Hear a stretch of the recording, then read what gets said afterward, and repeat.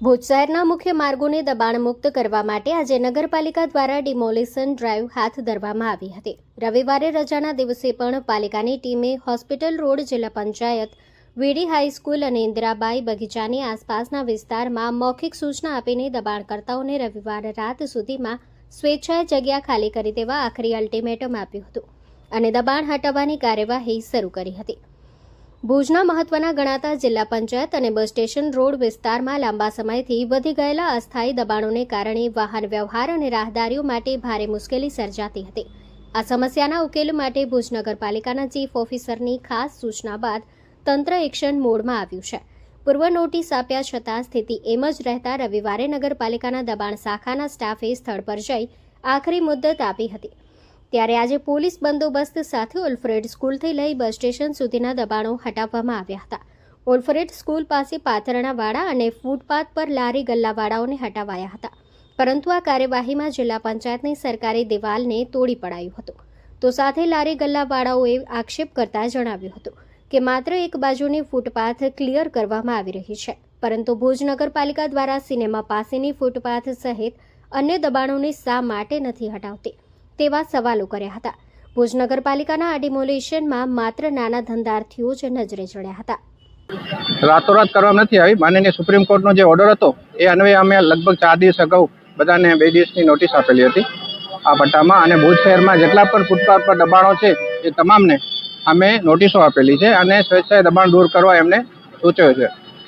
આમ છતાં નોટિસ આપ્યા છતાં માનનીય સુપ્રીમ કોર્ટનો ઓર્ડરનો અનાદર જે લોકો કરે છે અને સ્વેચ્છાએ દબાણ નથી હટાવતા, એમના દબાણો હટાવવા માટે આજે અમે ઓલ્ફ્રેડ હાઈસ્કૂલથી ઇન્દિરાબાઈ સ્કૂલ સુધી બસ સ્ટેન્ડ સામે જે દબાણો નથી હટ્યા નોટિસ આપ્યા છતાં એ દબાણો અમે આજે દૂર કર્યા છે।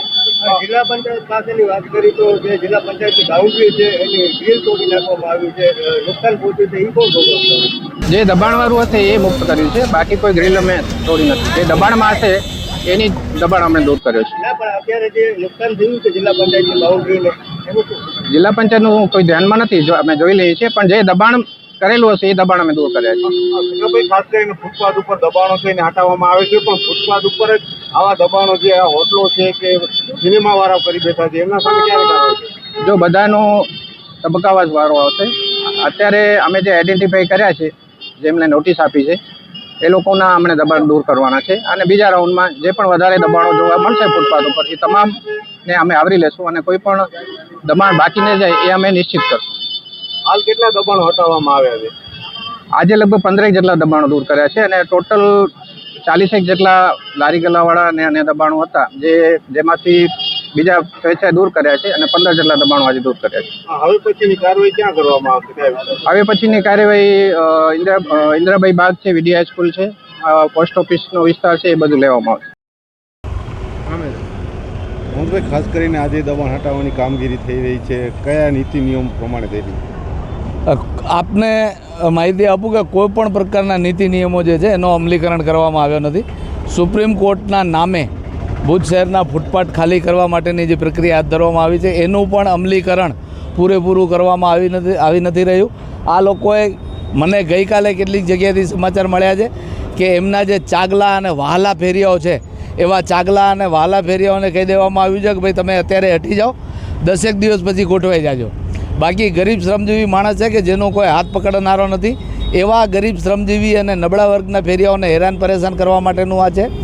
2022માં ફેરિયા કાર્ડની મુદત પૂરી થઈ છે અને 2022માં ફેરિયા કાર્ડની મુદત પૂરી થઈ ગયા પછી અનેક વખત એમને રજૂઆત કરવામાં આવી છે કે ભાઈ કાયદાની અંદર જે પ્રકારની જોગવાઈ છે એ કાયદાની જોગવાઈનું અમલીકરણ કરે।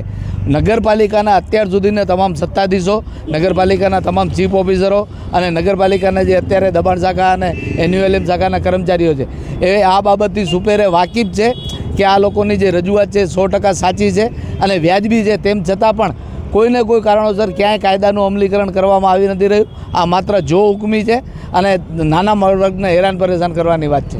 મોહનભાઈ, ખાસ કરીને નાના ધંધાર્થીઓ છે એમને કોઈ વિકલ્પ આપવામાં આવે છે? એ લોકો જે જગ્યાએ વિકલ્પ આપે છે ત્યાં કને 60 કે 70 જેટલા પ્લોટ છે।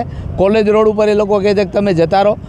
આથી અગાઉ ભાનુશાલી નગરના ફેરિયાઓને હટાવવામાં આવ્યા અને એમને કોલેજ રોડ ઉપર સ્થાપિત કરવામાં આવ્યા હતા। ત્યાંથી માત્ર 5 દિવસ પછી ફેરિયાઓને પાછા હટાવી નાખવામાં આવ્યા। અત્યારે ઓલ્ફ્રેડની સામે પણ એમને કહ્યું કે વૈકલ્પિક જગ્યા, તો એ લોકો કહે કે એ લોકો લેવા માટે નથી આવ્યા। જ્યારે એમની બદલી થાય છે ત્યારે એ કર્મચારીને રીતસર બદલીનો ઓર્ડર મળે છે એને ક્યાં જવાનું છે એવું કહેવામાં આવે છે. તો આ એક બિલકુલ સમજી શકે એવી બાબત છે કે મારી બદલી થઈ છે, મારે આ જગ્યાએ જવાનું છે અને એ જગ્યાએ મારી ખુરશી ખાલી હશે. તો આ લોકો એટલું નથી સમજતા કે એ લોકો જ્યાં ફેરિયાઓને મોકલી રહ્યા છે એ જગ્યાએ આ ફેરિયાઓને પાછું ત્યાં કરીને સ્થાપિત કરવા માટેની પૂરેપૂરી વ્યવસ્થા કરવામાં આવે, એમને એલોટમેન્ટ લેટર આપવામાં આવે. જિલ્લા કોલેજ રોડ ઉપર જે જગ્યા ખાલી કરી છે ને એ લોકો જેને વેન્ડિંગ ઝોન કહી રહ્યા છે એ વેન્ડિંગ ઝોનની અંદર અત્યારે કોઈ પણ પ્રકારની વ્યવસ્થા કરવામાં નથી આવી, માત્ર પટ્ટા કાઢવામાં આવ્યા છે.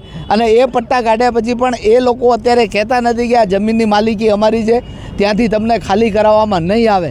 આવી કોઈ જ ખાતરી નગરપાલિકાનો કોઈ પણ જવાબદાર કર્મચારી કે અધિકારી આપવા માટે તૈયાર નથી. અને અત્યારે જ્યાં કને કામ ચાલુ છે જિલ્લા પંચાયત રોડ ઉપર, એ જિલ્લા પંચાયત રોડની એક્ઝેક્ટ સામે સૂર્યમંદિર આખું ફૂટપાથ દબાવી નાખવામાં આવ્યું છે.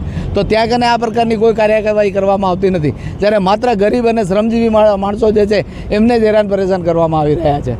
આ બાબતે આગામી શું રણનીતિ હશે પાલિકા? અમે અત્યારે જે પણ કાયદાકીય પ્રોસેસ છે, અમે કાયદામાં માનનારા લોકો છે. 2014નો સ્ટ્રીટ વેન્ડર એક્ટ અમારા માટે છે અને અમે કાયદામાં રહેલી બંધારણે અમને આપેલા અધિકારોનો તમામ પ્રકારે ઉપયોગ કરીને અમે અત્યારે લોકશાહી ઢબે લડાઈ લડી રહ્યા છીએ.